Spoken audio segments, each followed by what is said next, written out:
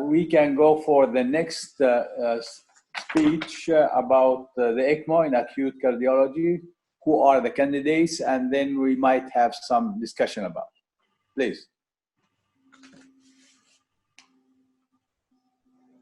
Ranjan Shetty, Dr. Ranjan Shetty is there?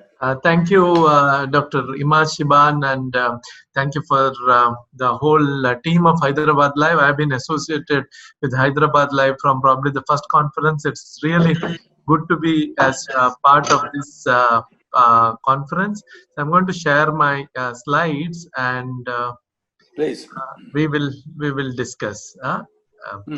So the topic I'm going to discuss is about ECMO, and Dr. Rath has already given a beautiful introduction to all kind of mechanical support.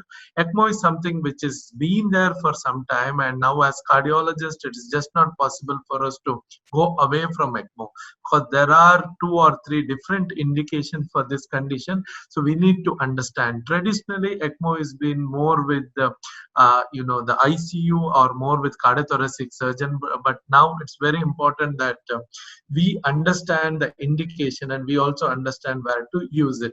All of us, I'm sure, know the proper definition. I mean, what is ECMO?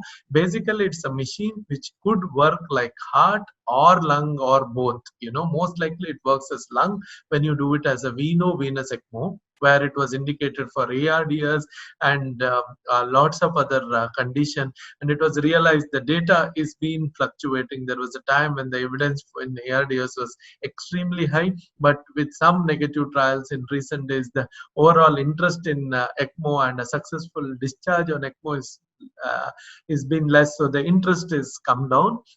So definitely there is so what it does is there are cannulas. This cannula could be put to veno-venous or it could be veno-arterial. So the blood has to come out and blood has to go. There is a pump which works like heart and it pumps the blood across, and there is an oxygenator which actually is the one which oxygenates. That's the one which acts like the lung. So these are the basic component of ECMO which is present, and based on this we need to choose the mode of ECMO and we need to choose the right indication. So if you see that it's not a new therapy, there has been some advances which starting way back from 1944, and the first successful ECMO actually was done in 1971. But then it looked extremely complex at that time, and the machines were very primitive. But now the machines are much simpler. They're very small. They're even portable most of the time. It's easy to ship them, and cannulation techniques have become much better now, to the extent we could even consider eCPR, and I'll be just covering it in a little concept. So basically, ECMO machine is almost like a heart-lung machine, but which can be kept for a longer time, could be inserted peripherally if needed, and could be kept for 20-21 days and even longer if needed. So it just gives us a lot of time for heart to recover or lung to recover. That's why it comes.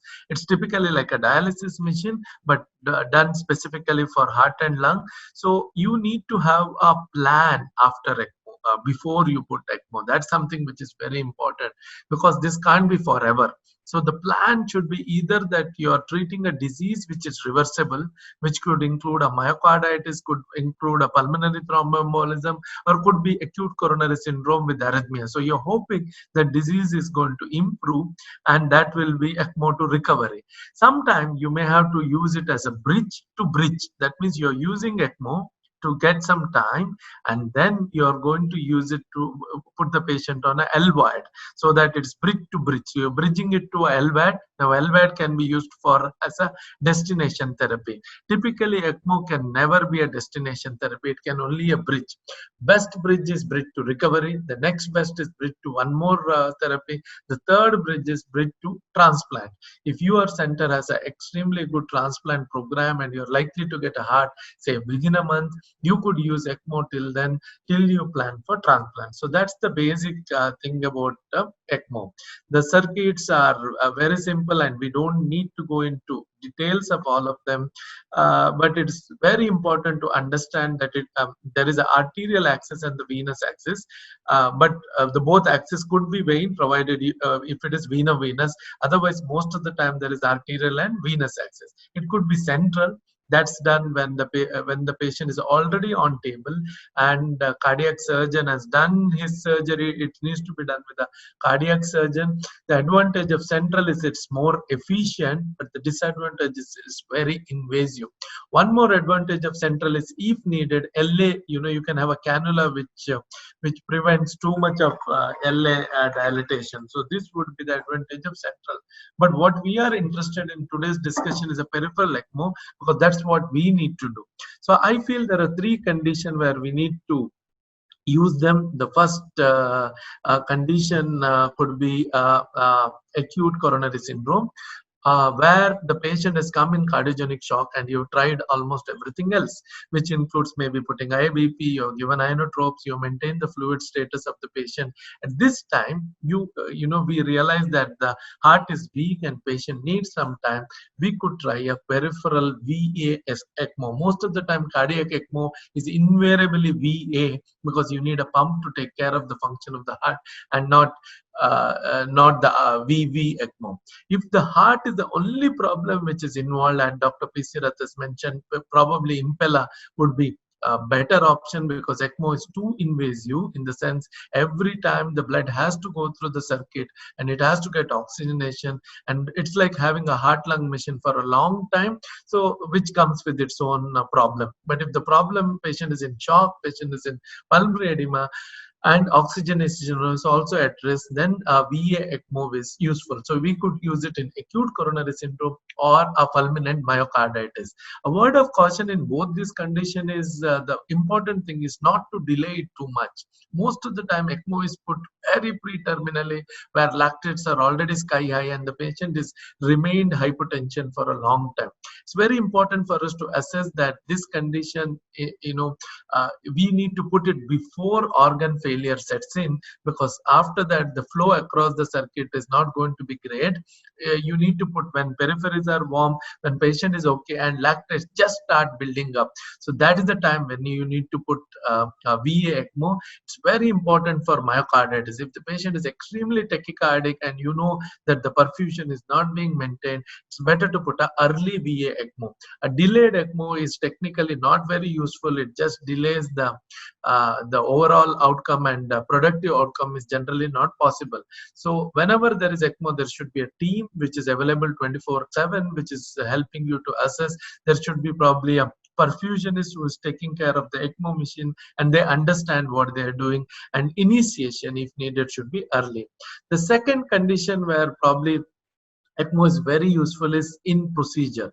When we plan a cardiac procedure and we realize that this patient is extremely sick, like a critical left main intervention with the EF of 20 to 30%, or you anticipate some problem like slow flow, if you need to do rota ablation, and one single surviving graft, one single surviving artery. So these are the conditions you may have to either start ECMO immediately before you do the procedure, helping you peri-surgery, or it's also possible you put the cannula and keep it ready, and if needed immediately shift to ECMO.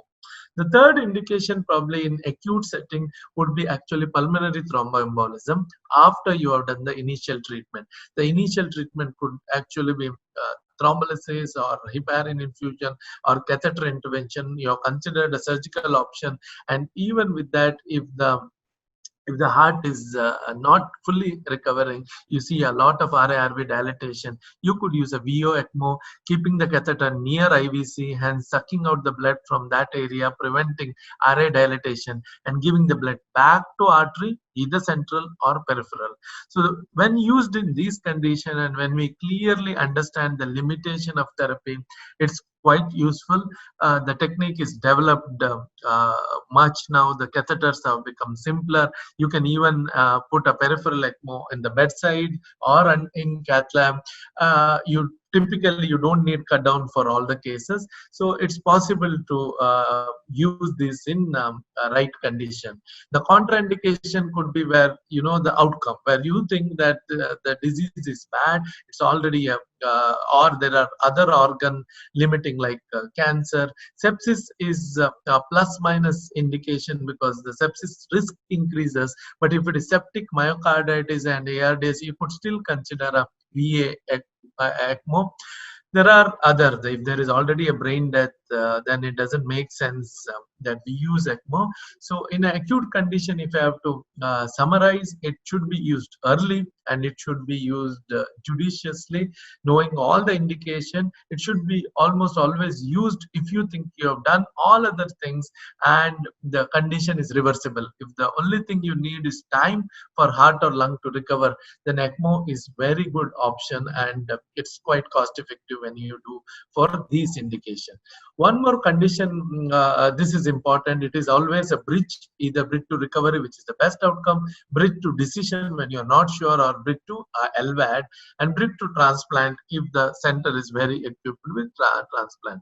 The other point which I would highlight maybe for 2 minutes would be ECMO in cardiac arrest. This is something which is gaining importance, or what we call as eCPR, where, because cardiac arrest is probably the most common cause of death world over, and the outcome of traditional CPR is not great. If you have a treatable arrhythmia, it could go up to 30 to 40%, but typically outcome of a cardiovascular resuscitation is around 7 to 10%. It's too low. So that made people to think, what if we do ECMO as a CPR, as a eCPR? What if we use ECMO? So in 2015-16, there were trials which did show a great recovery with eCPR, and that gave a huge boost to this this concept of using ECMO as a eCPR. But if you are using it as eCPR, it has to be 24/7. There has to be a team, because you just don't know when the patient would arrest. It has to be a team effort.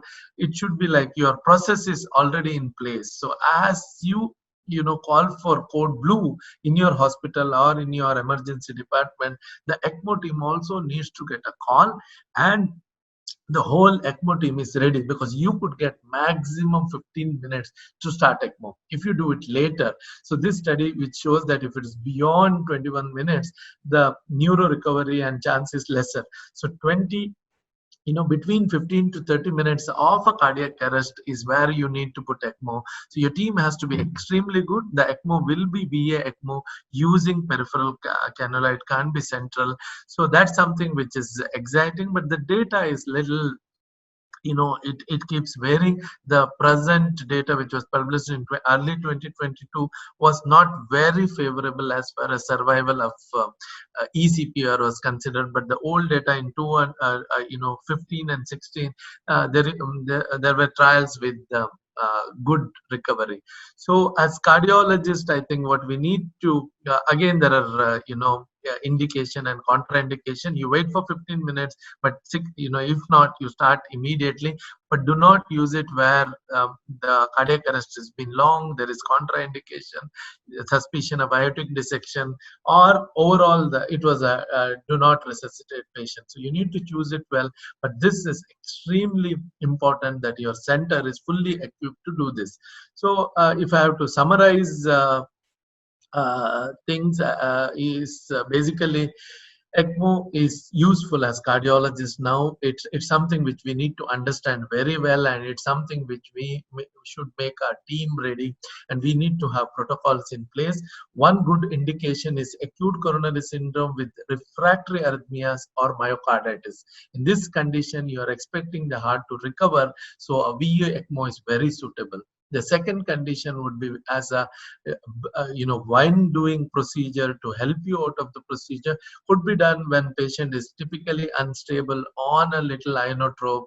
There is you have done the angio and there is a artery which is very critical and you're expecting some time and some slow flow during procedure. It makes sense that ECMO assisted therapy can be done. As a eCPR, it does have a role, and that is where we need some more data here. But if possible, if you could set it up, these will be the some of those patients whom you would otherwise you would never save. You could save some of them using ECMO as eCPR.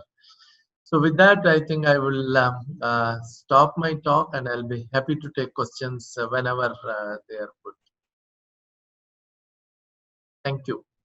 Thank you very much for this beautiful presentation about ECMO. I think it is very important to selection of patient, as you mentioned here, the right device in the right patient. If Dr. Ajit Mulasari join us? No? So not we yet. do not. Hello? So not yet. Not yet. So we can take some question if there are any question.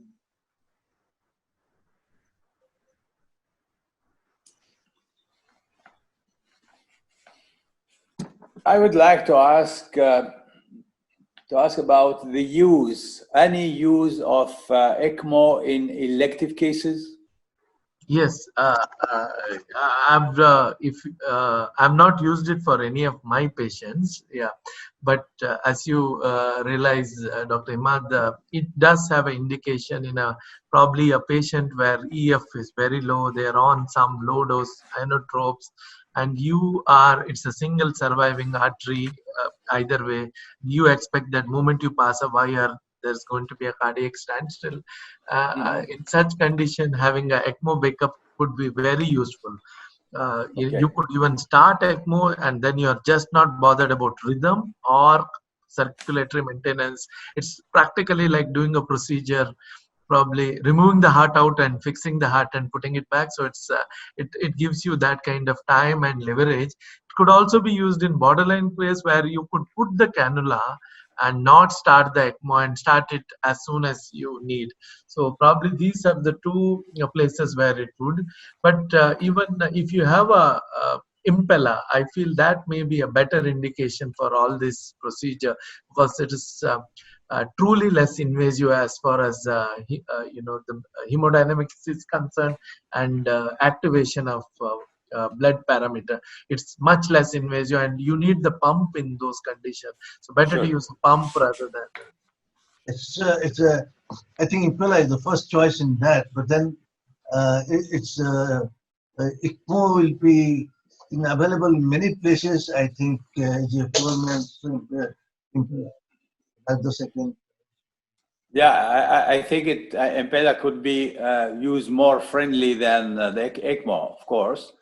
But again, for any hemodynamic support, I think the main limitation is peripheral circulation. That means if you have peripheral disease, I think you're not anymore appropriate for any use of these devices. And this is very, very big limitation, because most of these cheap patients having some peripheral disorders. So this is one of the limitations to have a good hemodynamic support in at least in some patients. The other point is about loading of left ventricle. Sometimes you will have higher load on left ventricle during ECMO. So do you recommend the combination between other hemodynamic support devices, and which one is the most adequate? If the LV is constantly dilating, and if you have, say, LA dilatation, then probably you need a central ECMO with the decannulation of LA. That works very well. Impella, again, as you know, the problem with Impella is one is cost, and then it's probably the lesser French, but it's just not available when you need it. They need to get the machine. Whereas, as I think Dr. Rath has told, almost all centers in India do have, I mean, the big ones do have ECMO standby. So I think in such a case, start with a peripheral ECMO, stabilize the patient. As you realize that the the LV is dilating and you see a lot of LA dilatation, shift to a central ECMO and decannulate LA could work better. Okay. Dr. Rath, are you there? Still there? Yes. Okay. So what is the main indication today for balloon pumping? Aortic balloon pumping. You know, it's where Impella is not available where most of the people, elective PCI, high-risk PCI, but Impella is not available. You can use IBP, and that is a fact in most of the centers in India. Yeah, actually, it's not only in India. I think in many places in the world do not have the availability of Impella. Theoretically Impella, but practically IBP.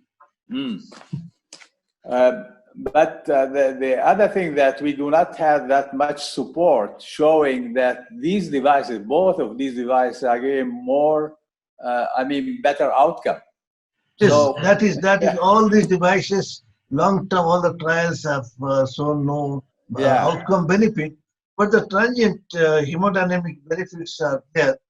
Probably the interventional cardiologists are more comfortable when they see the transient hemodynamic outcome, better hemodynamic outcome, and that's what it is. And many times it will be mortality trial and mortality benefit and all that if it is not there. But then sending the patient out of hospital is more important than 30 days mortality for a cardiology point of view. Yeah, I agree. The other thing, which kind of patient you will start with hemodynamic support in elective patients? Elective patients, I prefer to start in a specifically severe LV dysfunction with multivessel disease or a left main bifurcation with LV dysfunction. And I'll prefer to start. And there's no point in between when the patient deteriorates. Start from the beginning if you are planning to have the good result. You anticipate patient is very high risk, severe LV dysfunction, triple vessel disease, or left main disease, or surviving with one vessel with LV dysfunction. Put a IBP and go ahead. That's the way to do. Okay, so my question was because if you look on any study, any trial on left main, on patient with left ventricular dysfunction undergoing PCI, the use of hemodynamic support is very limited. That means in 2, 3, 4% of cases, not more. Yeah, that is right, because we have a lot of reluctance to use. We think you can get away and all these things, that feeling is always there, and we keep it standby, and when the patient crashes, we push it in. But if that will not give if you really think patient is very, there's very severe LV dysfunction, all the left main, then I think logically you should start IBP and then proceed. But many centers, we are just hoping that we'll get away. So we'll just prepare everything, keep IBP, and when the patient crashes, we put. Or if the patient do not tolerate, we push.